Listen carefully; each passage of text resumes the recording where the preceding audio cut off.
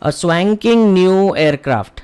No, not swanking new aircraft, some aircraft, okay, which was traveling from Amman in Jordan, and it was scheduled to fly to New Delhi. So this flight is about to take off from Amman, and there are two very interesting couples in this flight. One is a Muslim couple, seemingly they look like a Muslim couple, and the other one,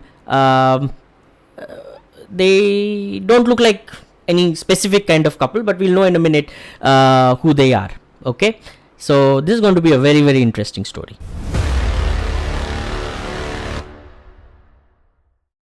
So the plane takes off, and in some time the pilot speaks to all the passengers, saying that there has been a technical snag, due to which the aircraft has to be landed in Tehran, which is in Iran.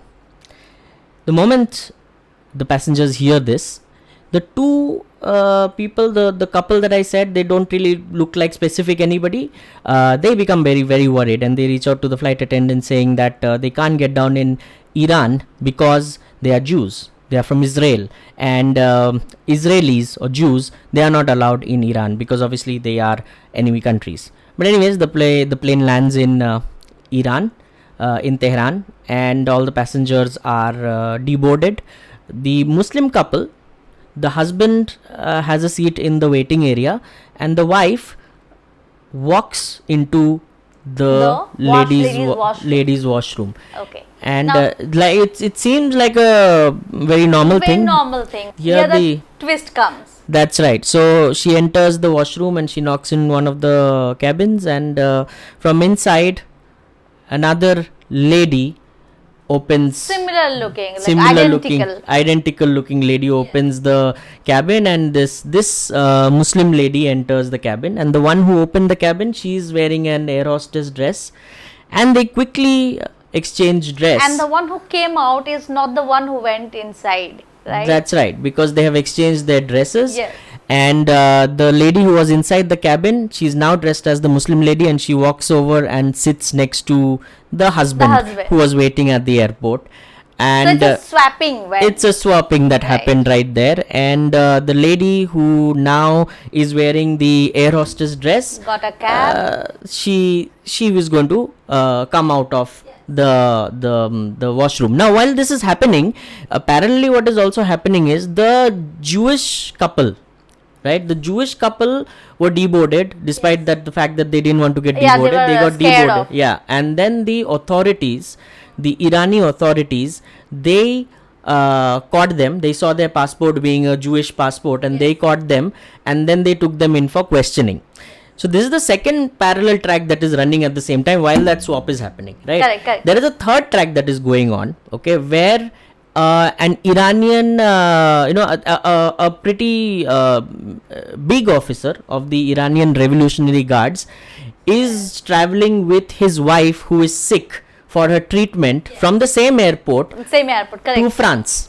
So there are three couple story going parallelly. Yeah. One which seemingly looked like a Muslim couple, then the Jew couple, and then here it's the Iranian couple of which the wife is not well. Whose wife is not well, and the husband is a big official in the. So these are the three couples that are involved, and things are happening parallelly.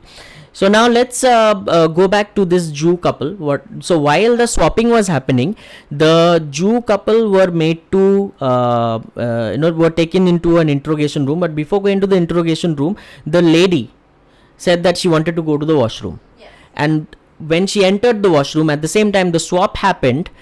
And the girl now, who is now wearing the air hostess dress, she kind of bumps into this Jew girl, and the moment she sees her, she says, I know you are an Israeli. Yes. And the one who was wearing the air hostess dress, she didn't want to be recognized for whatever reason, and she said she doesn't recognize her, and she walked out of the of the washroom.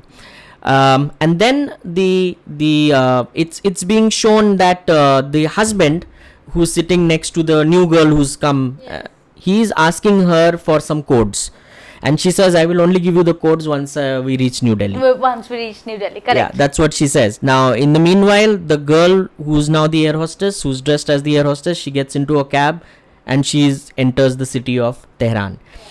So now these Jew couple, they were interrogated. While they were getting interrogated, that the big officer who was about to fly with his wife to France, he gets a call from his people who were interrogating the Jew couple, and he tells his wife that I'm going to be just back in a minute, let me go. So he goes there and he asks them a few questions, and when he's waiting outside, the Jew couple actually has a conversation where the girl is telling her husband that I cannot it cannot be mistaken.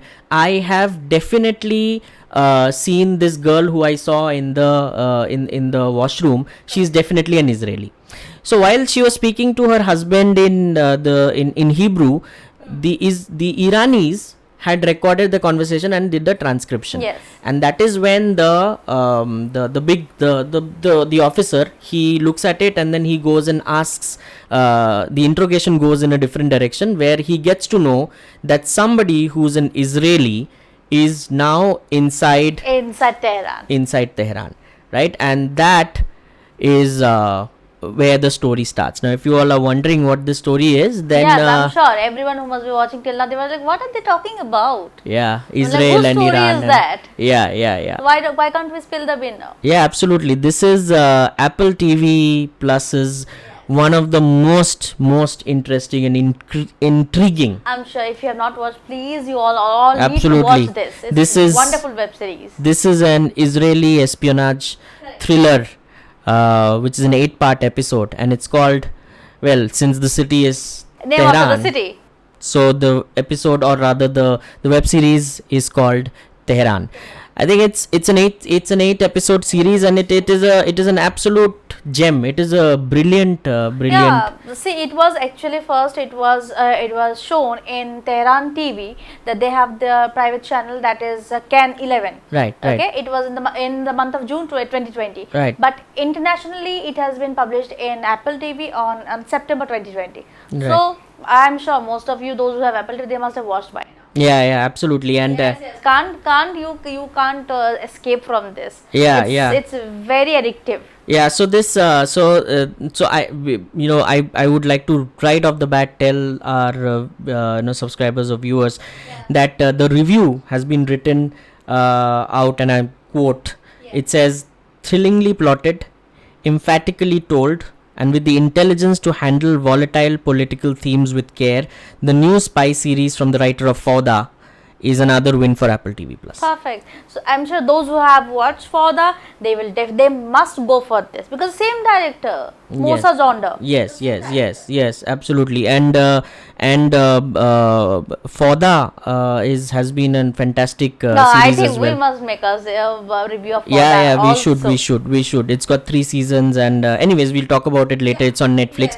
But let's talk about Tehran. So the cast of Tehran is quite extraordinary. I think everyone has acted brilliantly. I think the 2 main characters in the series is Niv Sultan, who is Tamar Rabinyan in the series, and she is the Mossad agent. She is actually, if those who have watched and those who haven't, please, if you know it, that she was actually from the same place. Yeah.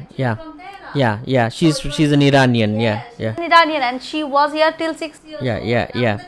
That's right. In the episode 1, you will see that when she was entering the city, she could see someone hanging. That is how they execute people over there, right? So when she could see, it was quite visible on her face that how much she is still attached to the place. So though she was hiding because she is a Mossad, but the inner feeling, touched to your motherland, you cannot be uprooted yourself. So that was quite well displayed here.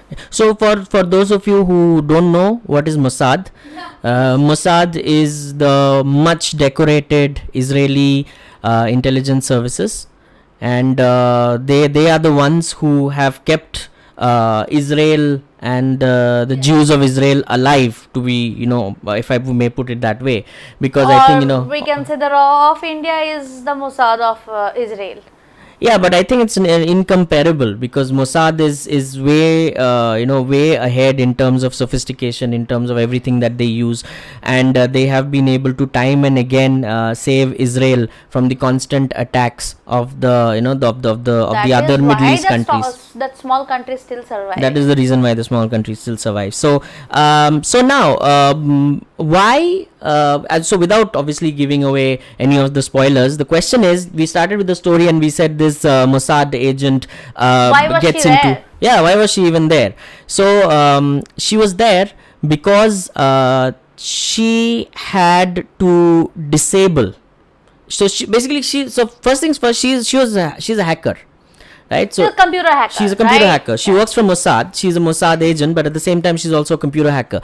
So she had been sent to Tehran to disable the Iranian nuclear plant. No, the Iranian anti-aircraft system. Yes.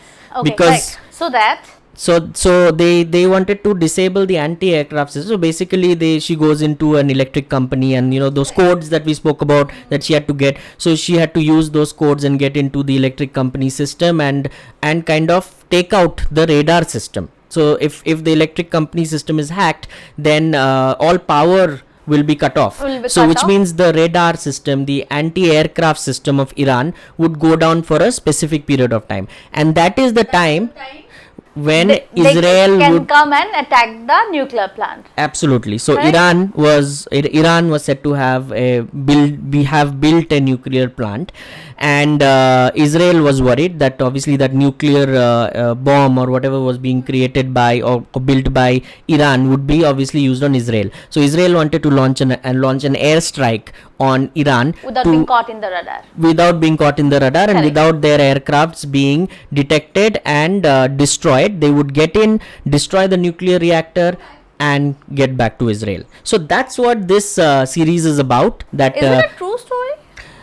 Yeah, we'll come to that, whether it's a true story or not. But Tehran in itself, so typically if I say in one word, no, it's not a true story. Tehran is not based on a true story, but there is something else around it.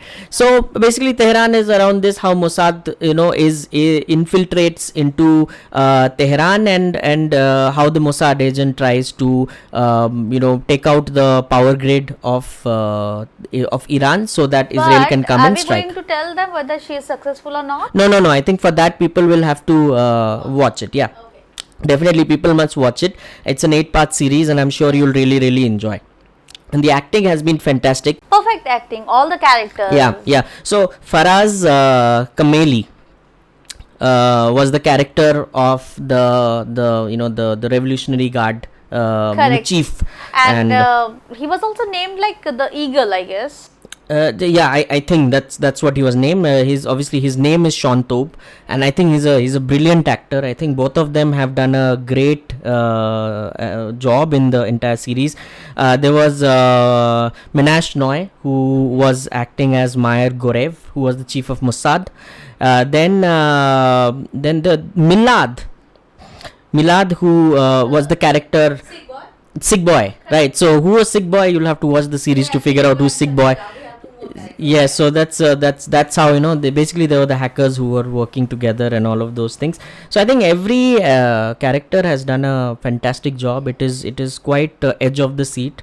And one very important thing, I think the soundtrack of Tehran is brilliant. And the theme. Yeah, the theme song. The theme song is amazing. Yeah. I think that is really brilliant. It actually suits the entire series. Absolutely. So I think if you haven't watched Tehran, then it's an absolute must watch. We are eagerly waiting for season 2, because it doesn't really end completely. Yes. In the 8th it was supposed to come in this year in July, but maybe due to some unavoidable circumstances. Yeah. So that was Tehran. Now quickly coming back to the original point of whether it's a true story or not. So it is not a true story.